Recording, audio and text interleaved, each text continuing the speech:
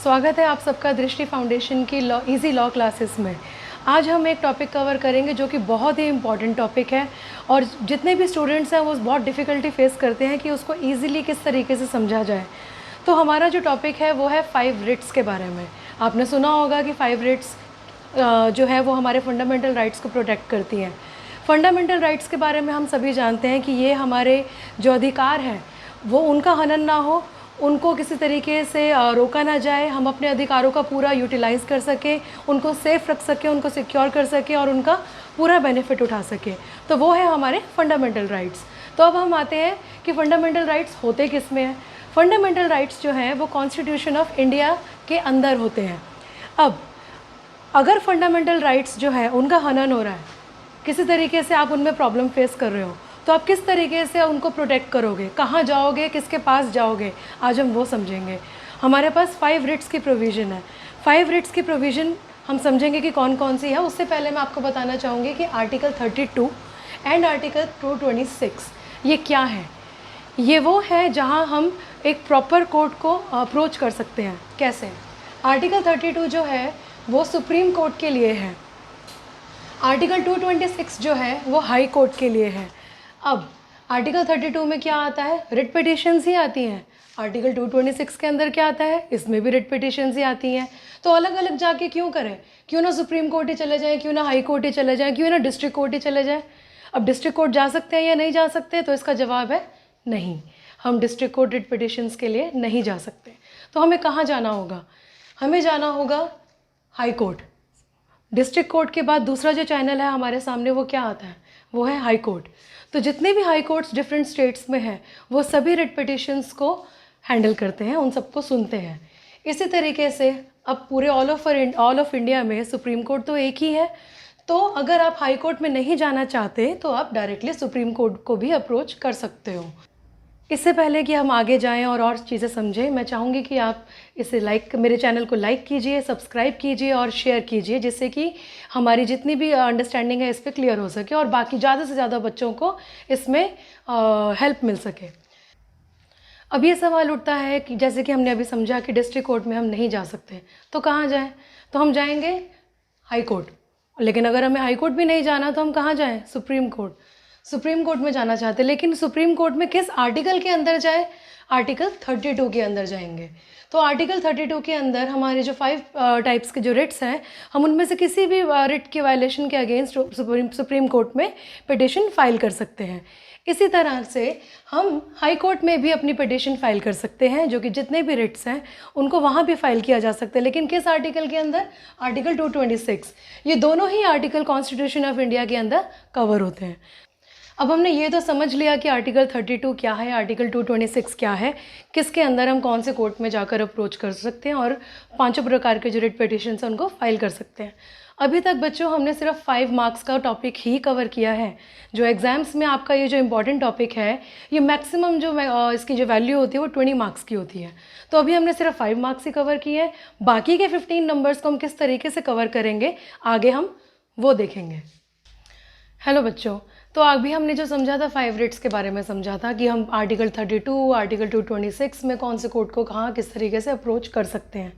अब क्या होता है कि बच्चे ये गलती करते हैं कि 5 रिट्स के बारे में तो समझ लिया हमने, अब हमें 5 रिट्स के बारे में पता है तो इतना लिख देते हैं जाके कि आपके क्वेश्चन में जो आपको जो आंसर लिखा है आपने, क्या उसमें आप अच्छे नंबर ले पाओगे? नहीं ले पाओगे, क्योंकि जब तक यही नहीं पता कि कौन से कोर्ट में जाकर आर्टिकल 32 कहाँ जाना है, आर्टिकल 226 को लेके कहाँ जाना है, तो आप लोगों के नंबर अच्छे नहीं आएंगे। छोटी सी एक रिविज़न करेंगे फिर दोबारा से। आर्टिकल 32 प्रोविज़न है कॉन्स्टिट्यूशन ऑफ एक्ट के अंदर।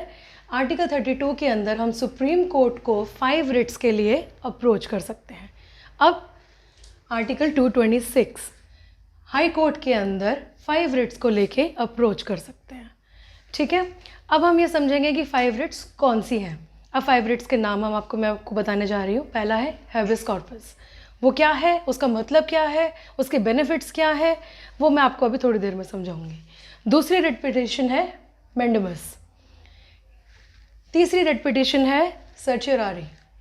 चौथी रिट पिटिशन है प्रोहिबिशन। 5वीं रिट पिटिशन है क्वा वारंटो।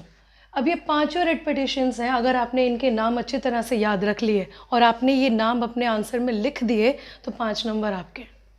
उसके बाद बाकी इन चीज़ों को तो आपने एक्सप्लेन किया ही होगा, तो आपके 10 नंबर का या 10 नंबर्स की आपने जो वेटेज है अपने आंसर में पा ली है। हेबियस कॉर्पस के बारे में समझते हैं कि ये क्या है और इसके बेनिफिट्स क्या है।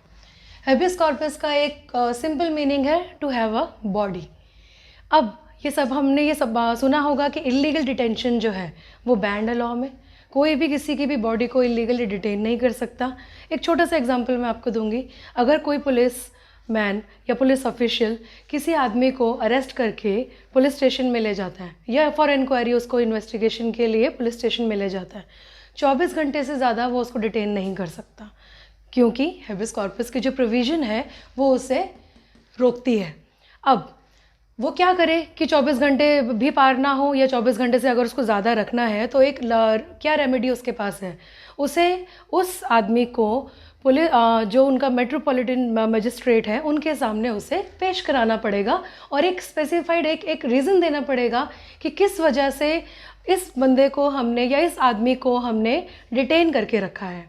अब हम एक चीज़ और एक एग्जांपल के साथ समझते हैं कि एक बहुत ही फेमस जजमेंट है, मैं उसका नाम आपको आगे बताऊंगी, आप मेरे नोट्स और उसमें डिटेल्स में भी देख सकते होंगे डिस्क्रिप्शन में। अब हम एक छोटा सा एग्जांपल से समझते हैं। एक्स है, एक्स को सज़ा हुई 14 ईयर्स की, या ऐसे समझते हैं एक्स को सज़ा हुई 14 ईयर्स की, उसने अपनी सज़ा पूरी कर ली लेकिन उसके बावजूद भी वो जेल से रिहा नहीं हुआ। अब मैं क्या करूँ, कैसे मैं जाऊँ, मैं उसके रिश्तेदार हूँ, अब मैं उसको कैसे बाहर निकालूँ, सज़ा तो पूरी हो चुकी है। तो मैं क्या करूँगी, इन दोनों प्रोविज़न में से या तो मैं हाई कोर्ट जाऊँगी आर्टिकल 226 के अंदर कि उसकी सज़ा पूरी हो चुकी है, उसे रिलीज़ कर दिया जाए, एक हेबियस कॉर्पस की रिट पिटीशन फाइल कर दूँगी। अब मुझे यहाँ नहीं जाना, मैं चाहती हूँ कि मैं डायरेक्टली सुप्रीम कोर्ट चली जाऊँ, तो मैं डायरेक्टली सुप्रीम कोर्ट चली जाऊँगी आर्टिकल 32 के अंदर। सुप्रीम कोर्ट से मैं रिक्वेस्ट करूँगी कि उसकी सज़ा 14 साल की पूरी हो चुकी है तो उसे प्लीज़ रिलीज़ कर दिया जाए। Rudul Shah versus state of Bihar, आप इसके बारे में ज़्यादा डिस्क्रिप्शन अगर आपको चाहिए तो मेरे जो इसमें लॉ जो पॉइंट्स हैं उसमें डिस्क्रिप्शन में मैं इसका रेफरेंस आपको दूंगी, आप इसे देख सकते हैं, मैं लिंक भी शेयर कर दूंगी आपके साथ। चलो अब हम एक छोटी सी रिविजन फिर से करते हैं। हेबियस कॉर्पस का मतलब जैसे कि मैंने आपको पहले भी बताया था, इसका मतलब है टू हैव अ बॉडी।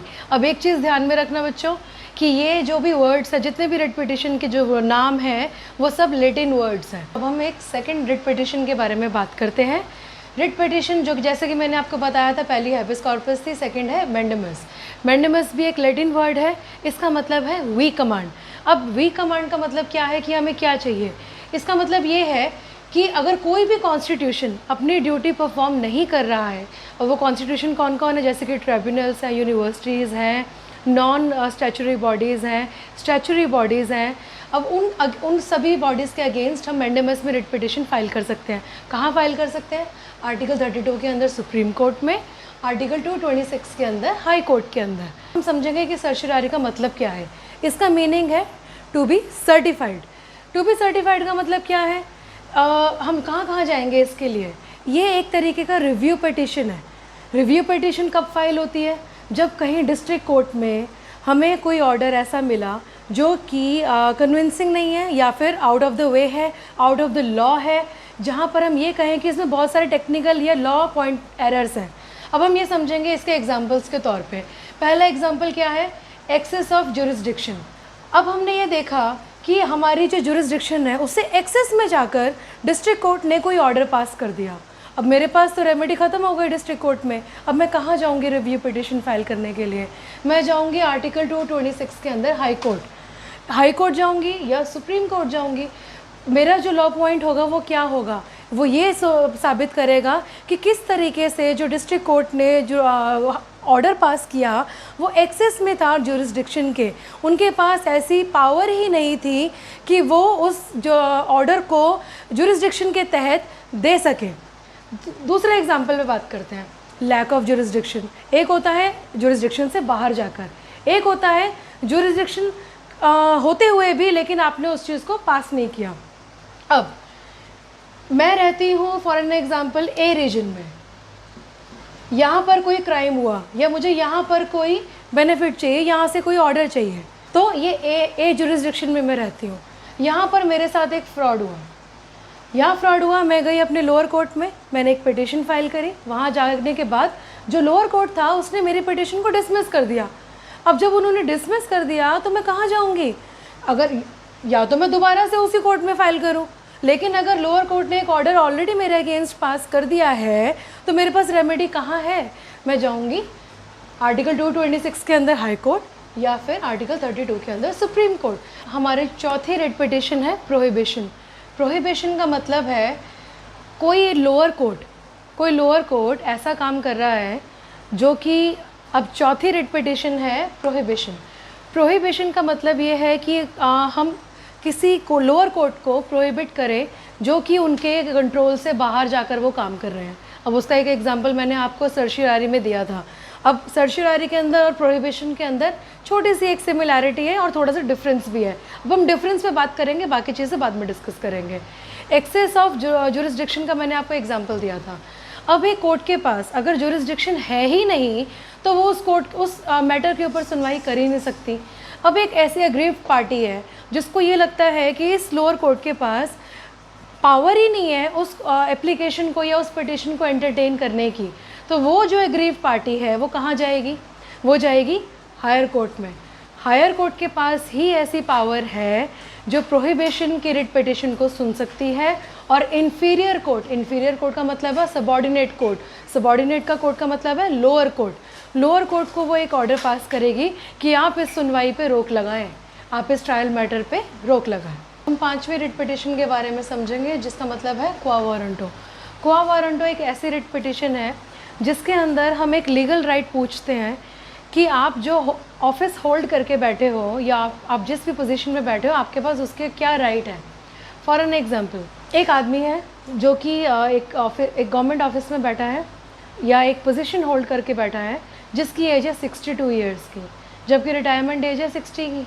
अगर वो 62 ईयर्स में भी उस ऑफिस में बैठा है तो it means that he is not liable, he is not entitle to sit in that office. ठीक है। अब एक चीज़ इसमें ध्यान रखना कि इसके अंदर हम उसकी एंटाइटलमेंट, उसका राइट, उसको चैलेंज कर रहे हैं, उसकी परफॉर्मेंस को चैलेंज नहीं कर रहे हैं ऑफिस के अंदर। ठीक है। तो बाकी की चीज़ें जो है, बाकी इसके बारे में और एक्सप्लेन करूँगी मैं आपको। अब मैं आपको एक बात और बोलना चाहूँगी कि आपको जो भी लॉ नोट्स चाहिए उसके लिए आप हमें कांटेक्ट कर सकते हैं 7042077115 पे, और हमारी ईमेल एड्रेस है thelawofficials@gmail.com पे, जो कि डिस्क्रिप्शन में मैंने डाली हुई है। बाकी डिटेल्स के लिए और किसी भी तरीके की हेल्प के लिए, फीडबैक के लिए प्लीज़ हमें कमेंट करें, हमारे साथ जुड़ें। Thank you.